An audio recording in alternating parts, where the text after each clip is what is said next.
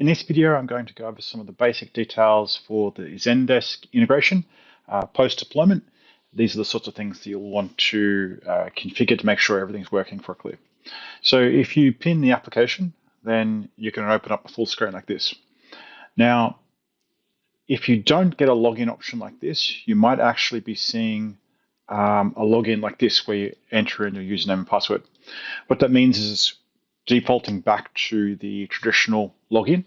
With the Zendesk authentication, if you use Zendesk as your login source, then what you can do is you can set this to be the default option so that it will automatically log you in each time.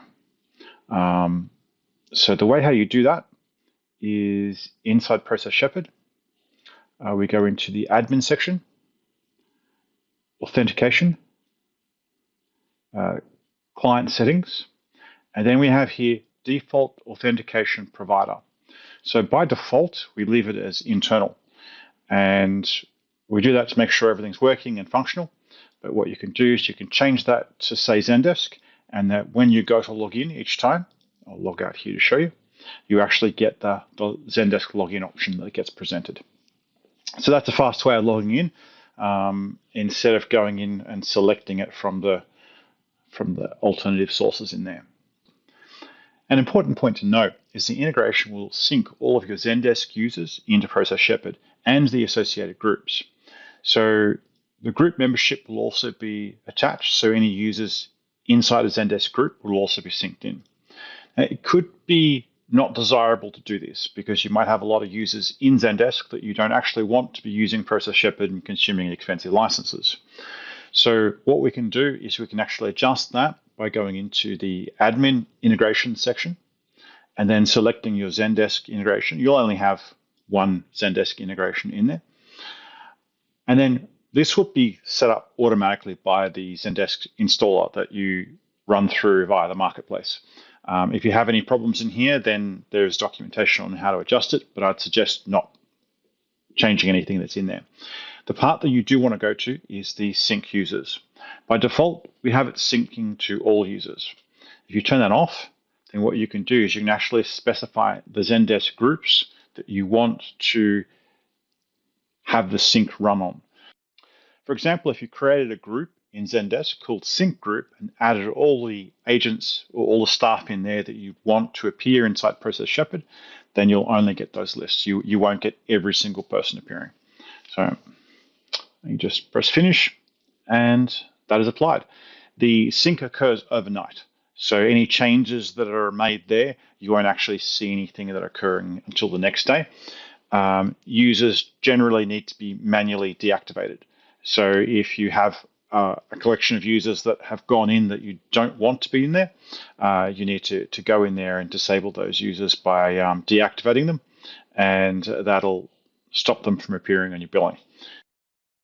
All right, so what we can see now here is that the Process Shepherd application has loaded and it has applied a filter here called All State. So this is restricting the view of what we can see here, and it's selecting only the wizards that are tagged with the All State tag on them.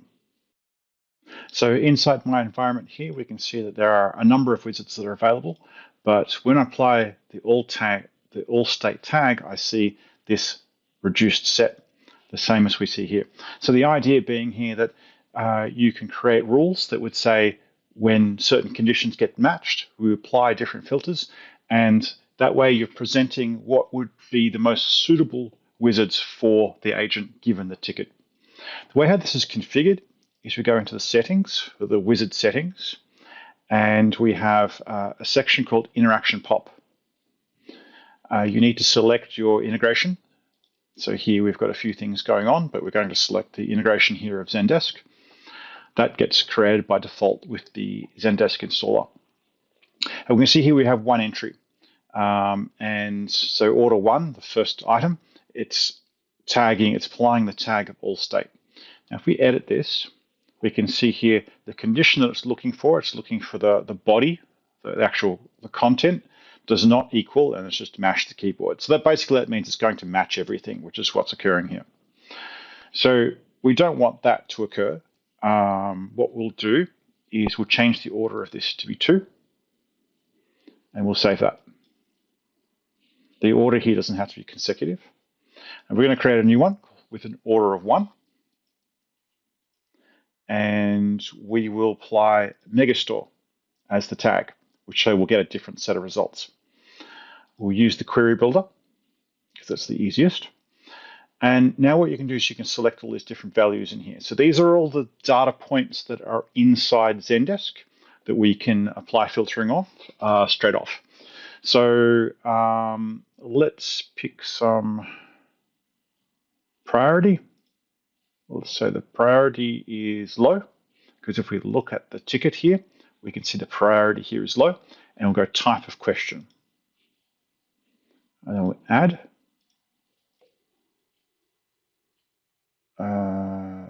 That's comment.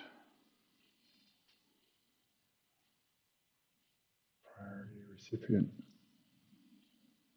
There it is, the type of this ticket. And the type we wanted was question.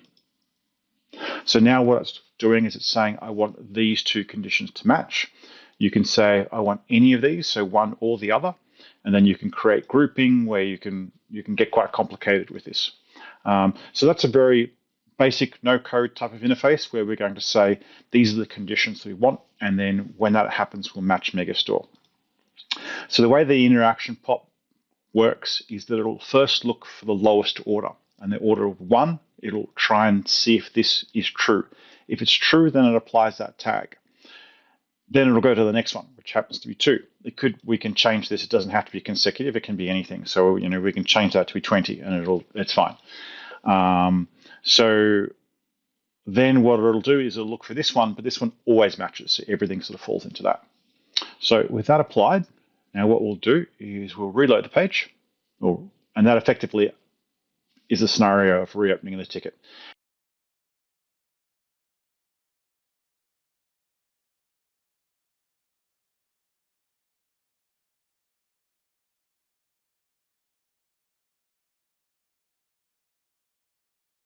And we can see now the tag of Megastore has been changed. So it's come through, it's detected the question type and the priority, and then it's assigned a different tag as a result there. So this is how you can filter those results based off different criteria inside your Zendesk ticket to deliver what is the most valuable wizards to the agent. Now, of course, if the agent doesn't like these, they can just clear that out and get the complete list. It's not sort of forcing and not restricting the view in any way. If you wanted to restrict the view as to what they can see, then that is actually done in each of the wizard permissions. So you would go into a wizard, say roadside assistance. We just click on it actually. And you can set the permission group, and then you can say admins only can only see this, and it won't appear in the list, for example. Well, I hope this has been useful for you. Please reach out if you have any questions. Thank you.